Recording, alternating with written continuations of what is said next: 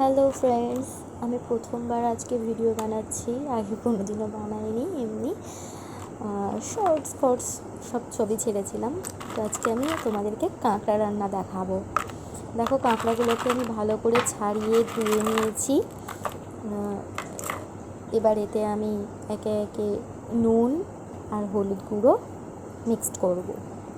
দেখো, নুন দিয়ে দিলাম 1 চামচ। এবার একটু হলুদ গুঁড়ো দিলাম। এবার এটাকে ভালো করে মাখিয়ে নেব। ভালো করে মাখিয়ে কিছুক্ষণ আমি রেস্টে রেখে দেবো। এতে নুন হলুদ একটু ভেতরটা ঢুকবে। ততক্ষণে বাকি সরঞ্জাম রেডি করে নেব।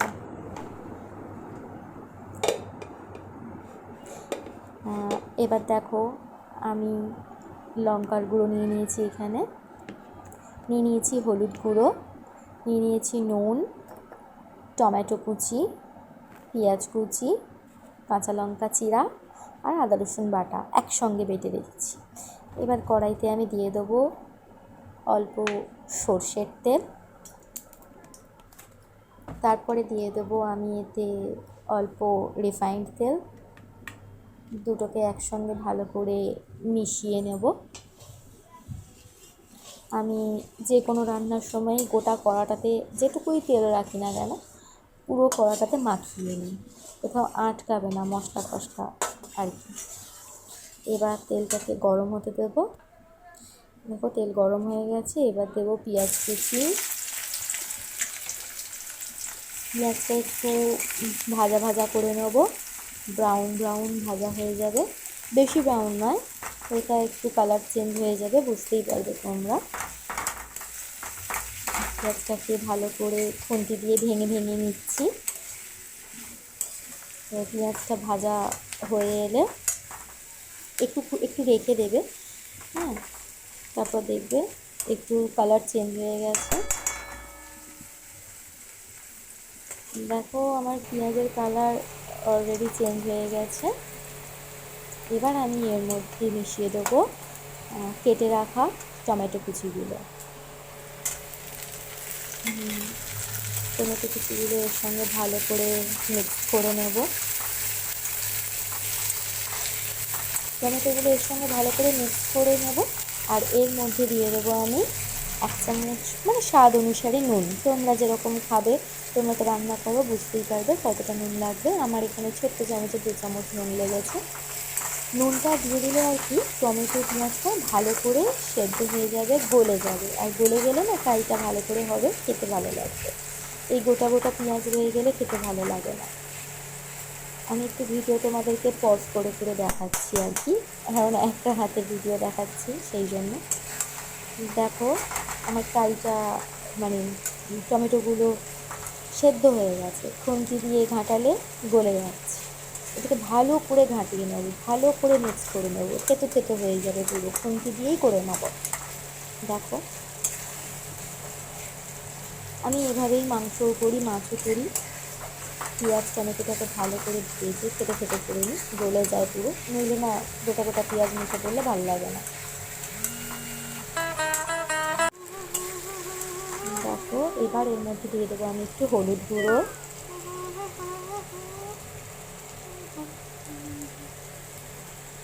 এবারে দেবো আমি স্বাদ অনুসারে ঝাল, লঙ্কার গুঁড়ো। যতটা তোমরা খাবে তোমরা সেই হিসেবে দেবে। তোমরা এখানে ওই কালার হয় যে লঙ্কার গুঁড়োটা, সেটাও দিতে পারো। আমি ঝালটাই দিয়েছি, কাঁকড়ার ঝাল একটু ঝাল হলেই ভালো লাগে।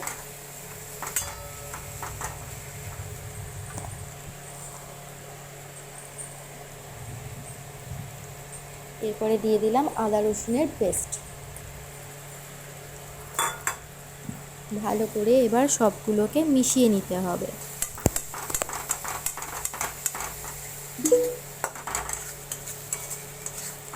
ভালো করে মিক্সড করে নাও এবং এটা একদম ভালো করে ভেজে নাও।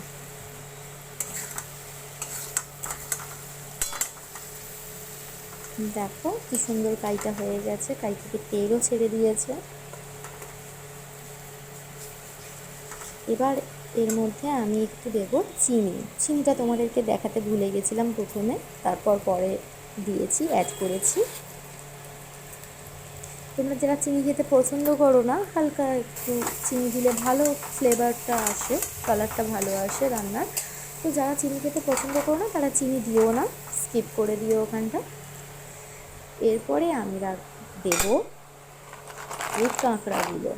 এটা সমেত উল্টে দিও না, তাই এর থেকে জল বেরিয়েছে সেটা এতে চলে যাবে, স্বাদ নষ্ট হয়ে যাবে। কাঁকড়াগুলোকে তুলে তুলে দিও হাতে করে।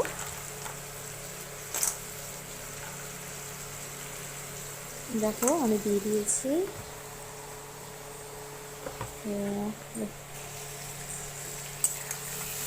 এবারে এটাকে ভালো করে মিক্স করে নেব।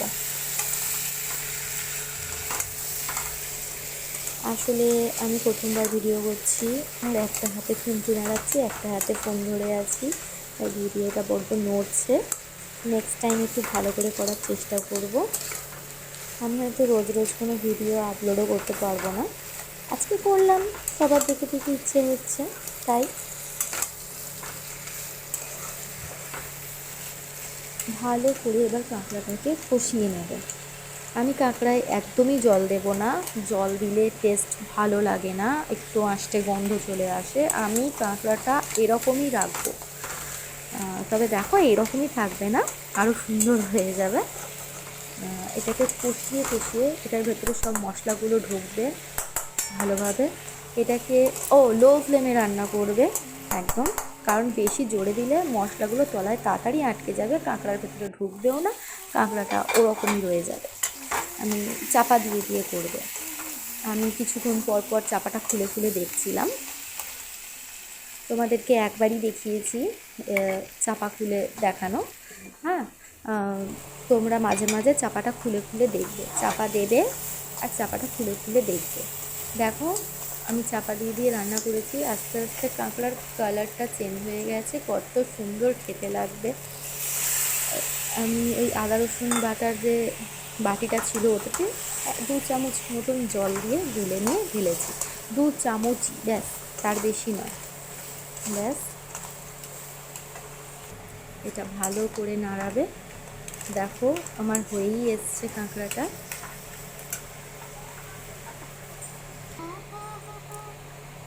এবারে চেরা কাঁচা লঙ্কাগুলোকে দিয়ে দিলাম।